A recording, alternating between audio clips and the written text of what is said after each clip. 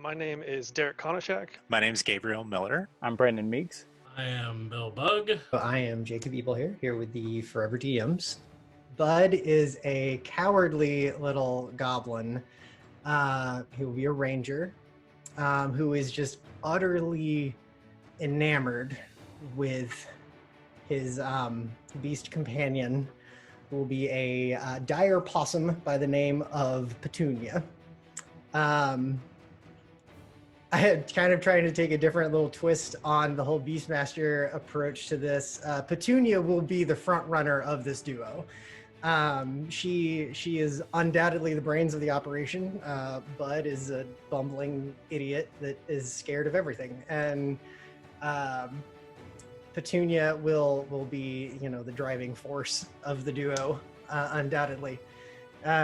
So it should be interesting to interact with everybody, with the primary creature being one that literally can't talk and that will have to be translated by Bud. So that should be a fun little exercise for the day.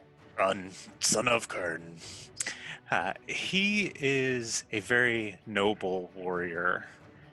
For those of you who are familiar with Dungeons & Dragons, Krun is a barbarian. He's a fighter. He charges into battle and rages. But the fun part about him is he thinks he is a noble samurai. So he will enter these meditative moments in life.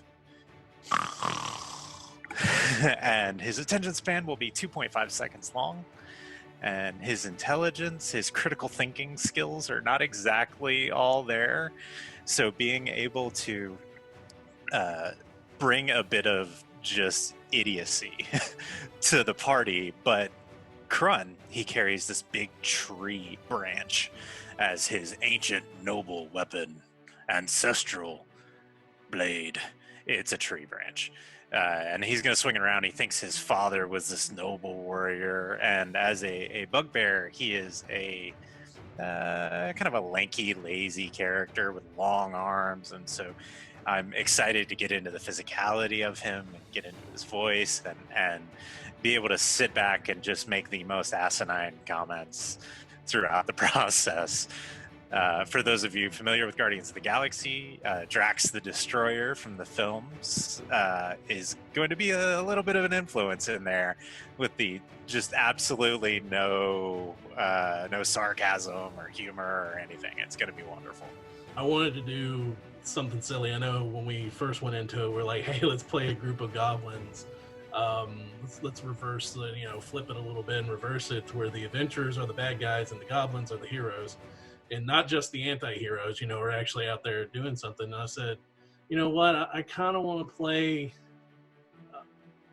a charlatan goblin, someone that was like, it went a little further, and, this character popped in my head of a kobold that has somehow convinced the goblins that he's just some distant red-skinned cousin. And I picture him as this character that's just in witness protection, hiding out from something that he did in another tribe a long time ago. And then the Brooklyn accent came out, and I was like, hey, and I wanted to play a bard. I've been wanting to play a bard for a while, and it seemed like this would be a good opportunity to play one. And I was like, you know what, an insult comic bard sounds pretty fun.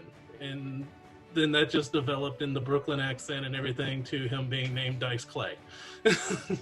My character for this session is called Grandemi Graka, and she is a druid, the midwife of this goblin tribe. So she has spent her life raising these goblins as they grow up, and she is so old and curmudgeonly right now, and I'm so looking forward to playing her because it's an experience that's a little out of my wheelhouse. I love to play characters that are eccentric and fun, and I can play to humor and drive the story in creative ways through my playing. So I'm excited to play Grandemi.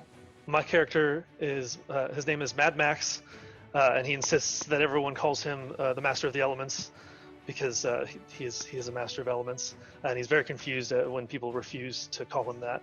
But he was a goblin. He went away at some point and he tells people that he was a wizard's acolyte, but really he was just like doing all of the wizard's busy work, and he was just being used for menial labor basically. But during his time with the wizard, he attempted to learn everything he could about magic, and then eventually, through some events, he ends up stealing the wizard's spellbook and leaving. And so he has the spellbook, except he's not a wizard, he's a sorcerer. And so through either sheer willpower or stupidity, he has convinced himself that he can understand the spells in this book and that he can cast magic. But really what's happening is he's casting it through his blood origins, and as a goblin, those origins are very clouded and mixed. And so that's why I chose the wild mage subset of the sorcerer. So a lot of the magic that he produces just goes completely crazy. And he's not really sure why that happens because he's casting the spells as he knows them. But yeah, so that's I'm excited to play and to goof around with him for sure. That since I will not be DMing in this one, I will only be playing Bud and Petunia. I am the one running the stream, doing the recording, handling all of the Twitch moderation and all of that. And that has been a very interesting learning curve over the past few weeks as we kind of prepped up for this. Hopefully it goes well. We'll see. We've done a couple test runs on the stream, and by this last one, things were looking pretty good with it. So hopefully it stays that way. But I look forward to the opportunity to, hopefully people will come and watch and, get something out of it, and having the opportunity to moderate the stream and interact with them here and there as we can.